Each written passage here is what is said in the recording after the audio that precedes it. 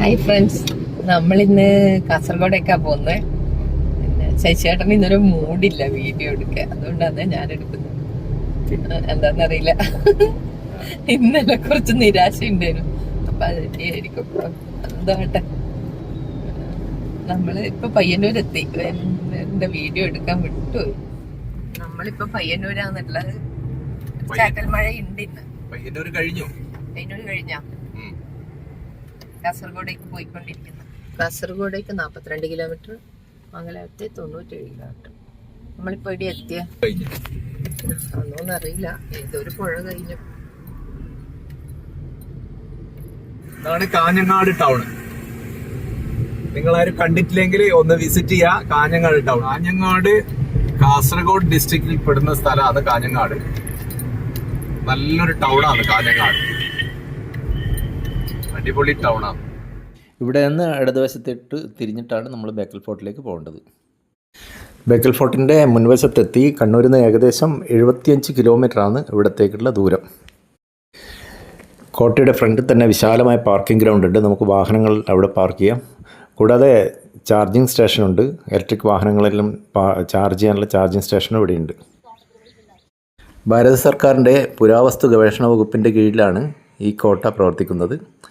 ഇവിടെയാണ് ticket counter.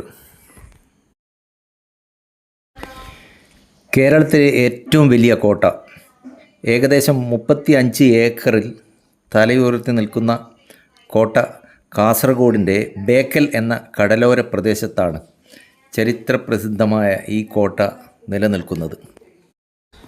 എല്ലാ കോട്ടകളെപ്പോലെയും ഈ കോട്ടയ്ക്കും വലിയ ഗഡങ്ങ് മുൻപിൽ തന്നെയുണ്ട്. ഈ ഗഡങ്ങ് കടക്കാൻ ഒരു ചെറിയൊരു പാലമുണ്ട്. പാലത്തിൻ്റെ മുകളിലൂടെ മറുവശം കടന്നു കഴിഞ്ഞാൽ കോട്ടക്കകത്ത് കയറാം. ശത്രുക്കളുടെ ആക്രമണം തടയാൻ വേണ്ടിയാണ് ഈ ഗഡങ്ങുകൾ നിർമ്മിക്കുന്നത്. പൂർണ്ണമായും ചെത്തുകല്ലാൽ നിർമ്മിക്കപ്പെട്ട ഒരു അത്ഭുത നിർമ്മിതി. കേരളത്തിലെ ഏറ്റവും വലിയ ചെങ്കൽ കോട്ട, നൂറ്റാണ്ടുകൾ പഴക്കമുള്ള മഹനീയ നിർമ്മിതി കാസർഗോഡിൽ നിന്നും 16 കിലോമീറ്റർ, കാഞ്ഞങ്ങാടിൽ നിന്നും 12 കിലോമീറ്ററും ആയി താക്കോലാകൃതിയിൽ സ്ഥിതി ചെയ്യുന്ന ഒരു ലോകപ്രസിദ്ധമായ മഹനീയ ചരിത്ര സ്മാരകമാണ്. പെരുമാൾ രാജവംശത്തിൻ്റെ കാലത്ത് ബേക്കൽ ഉൾപ്പെടുന്ന പ്രദേശം മഹോദയപുരത്തിൻ്റെ ഭാഗമായിരുന്നു. പെരുമാൾ രാജവംശം ക്ഷയിച്ചപ്പോൾ 12-ാം നൂറ്റാണ്ട് ബേക്കൽ കോലത്തിരി നാടിൻ്റെ ഭാഗമായി. തളീക്കോട്ട യുദ്ധത്തിൽ വിജയനഗര സാമ്രാജ്യം തകർന്നപ്പോൾ വിജയനഗരത്തിൻ്റെ സാമന്തന്മാരായ ഇക്കേരി നായ്ക്കന്മാർ ഭരണം തുടങ്ങി. അന്ന് ബദനൂർ നായ്ക്കന്മാരിൽ ശിവപ്പ നായ്ക്കർ 1650 ഈ ബേക്കൽ കോട്ട പണിതതെന്ന് കരുതപ്പെടുന്നു. 1663 മൈസൂരിലെ രാജാവായിരുന്ന ഹൈദരാലി ബേക്കൽ കോട്ട അധീനതയിലാക്കി.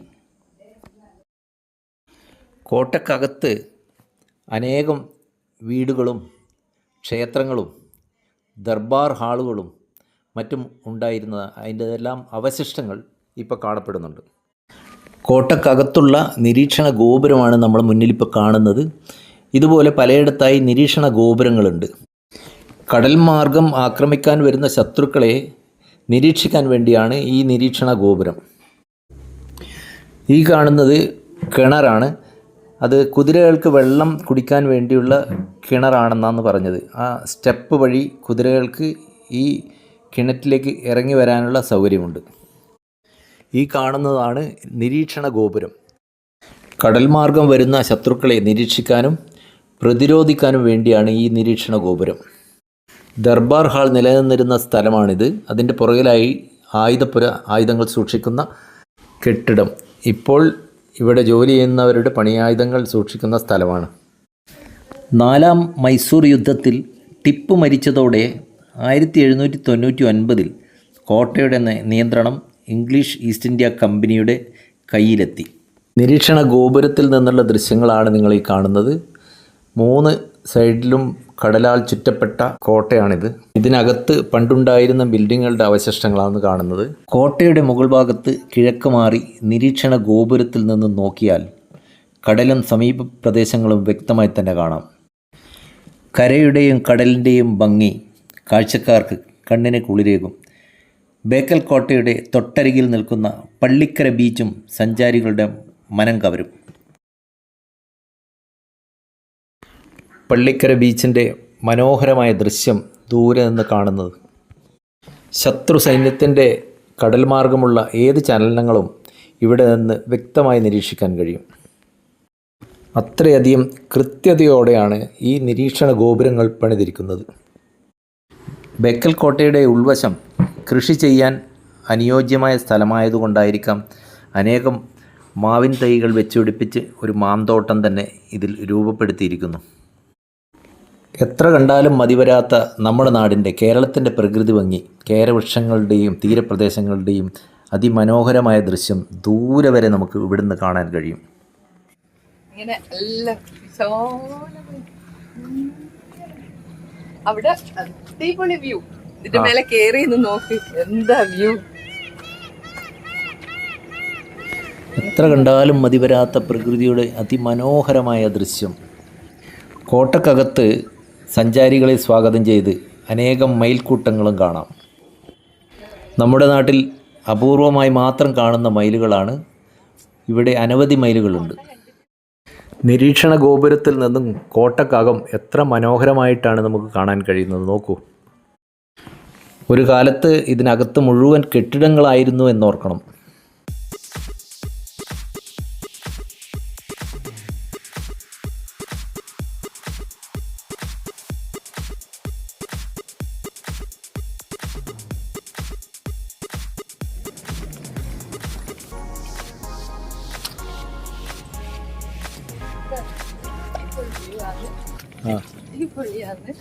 എല്ലാരും വന്ന് കാണണം.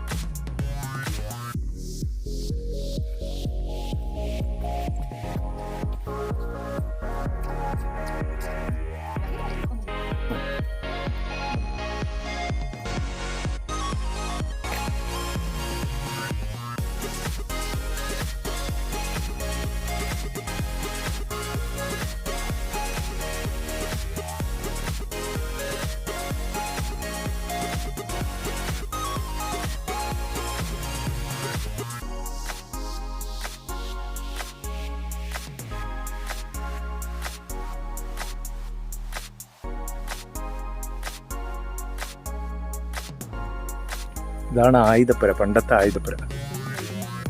ആയുധം തന്നെ ഇപ്പോൾ പണിയായുധം ആണെന്നേ ഉള്ളൂ.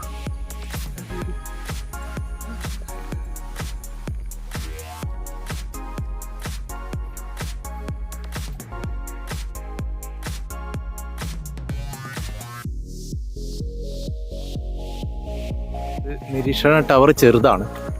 ഇവിടുന്ന് നോക്കിക്കഴിഞ്ഞാൽ കടൽ മാർഗം ശത്രു സൈന്യം വരുന്നുണ്ടെങ്കിൽ നമുക്ക് കാണാൻ പറ്റും. കാരണം ബ്രിട്ടീഷുകാരും പോർച്ചുഗീസുകാരിലും വന്ന വഴിയാന്നല്ലോ, കടൽ മാർഗമാണല്ലോ അവർ വന്നിട്ടുള്ളത്.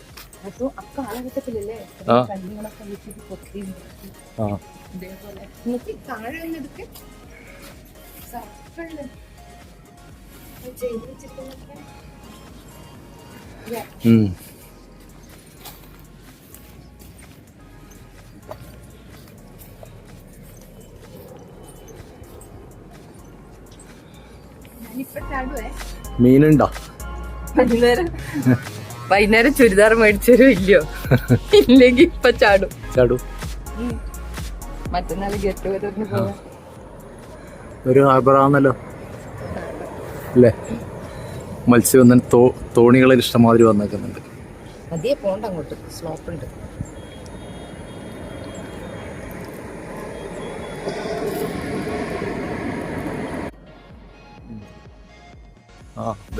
കുറേ നേരം. ഇതാണ് ബേക്കൽ കോട്ടയാണ് വലുത് അല്ലേ?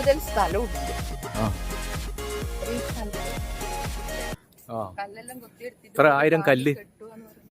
ഈ ഒരു ദ്വാരത്തിലേക്ക് കൂടിയും കടൽ മാർഗം വരുന്ന ശത്രുക്കളെ നിരീക്ഷിക്കാം.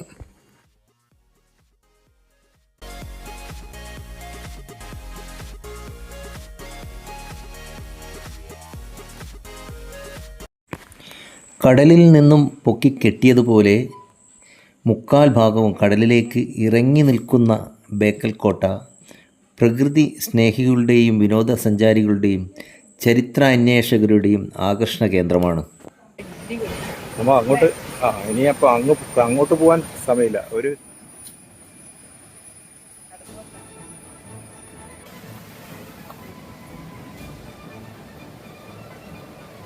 ഇറങ്ങി നമുക്ക് ആ വ്യൂ പോയിന്റ് വരെ പോകാം.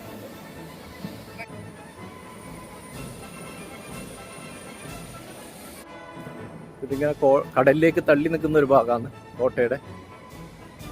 ഇത് നിരീക്ഷണത്തിന് വേണ്ടിയിട്ട് തന്നെ ഉണ്ടാക്കി വെച്ചതാണ്.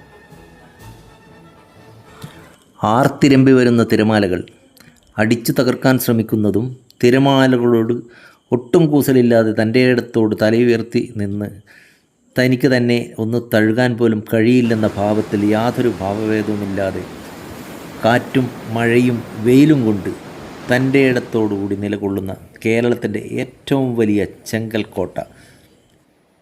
നൂറ്റാണ്ടുകളുടെ പഴക്കമുള്ള മഹനീയമായ നിർമ്മിതി.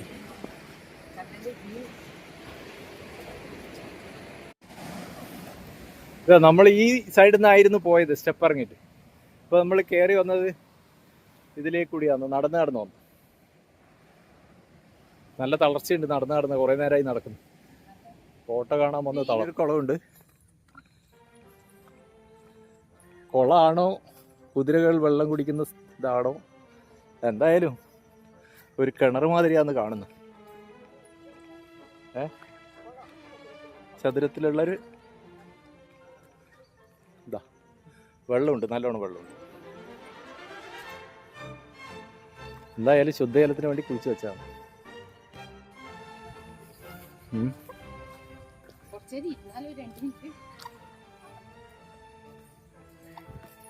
ഭാര്യ തളർന്ന് മരത്തിനടിയിലിരിക്കാൻ. കാടാന്ന്. പാമ്പുണ്ടാവും കേട്ടോ. ചെറിയ പാമ്പൊന്നും ആയിരിക്കില്ല, വലിയ പാമ്പുണ്ടാവും. പാമ്പുണ്ടാവും ഇതില്.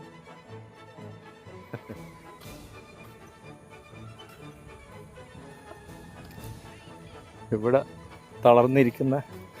നടന്ന് തളർന്നു വരുന്നവർക്ക് ഇരിക്കാനുള്ളൊരു സ്ഥലം ഇവിടെ ഇരിക്കാം.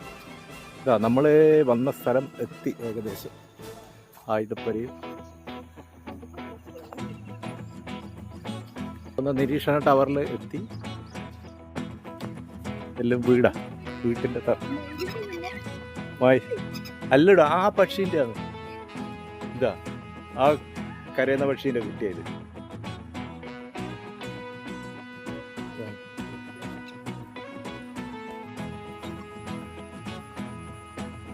ഇതാണ് എൻ്റെ പ്രധാന കവാടം. നമ്മൾ ഇതിലെ കൂടി ആയിരുന്നു എൻട്രി ചെയ്ത്.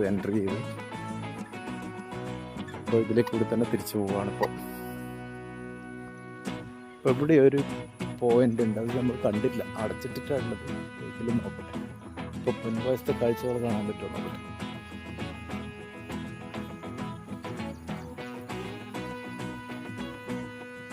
ഇല്ല, അത് ലോക്കാ, അത് കാണാൻ പറ്റില്ല കേട്ടോ.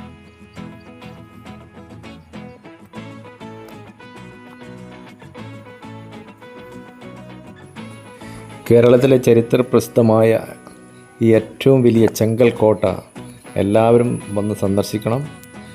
യാത്രാ സൗകര്യം ട്രെയിൻ മാർഗം നിങ്ങൾക്ക് വരാം. കാഞ്ഞങ്ങാട് നിന്ന് 12 കിലോമീറ്ററും കാസർഗോഡ് നിന്ന് 16 കിലോമീറ്റർ മാത്രമേ ഈ ബേക്കൽ എന്ന് പറയുന്ന സ്ഥലത്തേക്കുള്ള ദൂരം. അപ്പം ഈ വീഡിയോ കാണുന്നവരെല്ലാവരും ഈ കോട്ട ഒന്ന് സന്ദർശിക്കണമെന്ന് അഭ്യർത്ഥിക്കുന്നു. കോട്ടയുടെ മുൻവശത്തെ കവാടത്തിൽ നിന്നും മുകളിൽ നിന്നും താഴേക്കുള്ള ദൃശ്യമാണ് നിങ്ങൾ കാണുന്നത്. അപ്പോൾ നമ്മൾ കോട്ട കണ്ട് കഴിഞ്ഞു തിരിച്ചു പോവുകയാണ്. കോട്ടയുടെ മുഴുവൻ ഭാഗങ്ങളൊന്നും കാണാൻ പറ്റിയില്ല, സമയക്കുറവ് കാരണം. നമ്മൾ വേറൊരു ഫംഗ്ഷന് പോകാനുണ്ട്, അതുകൊണ്ട് തിരിക്കുന്നതാണ്.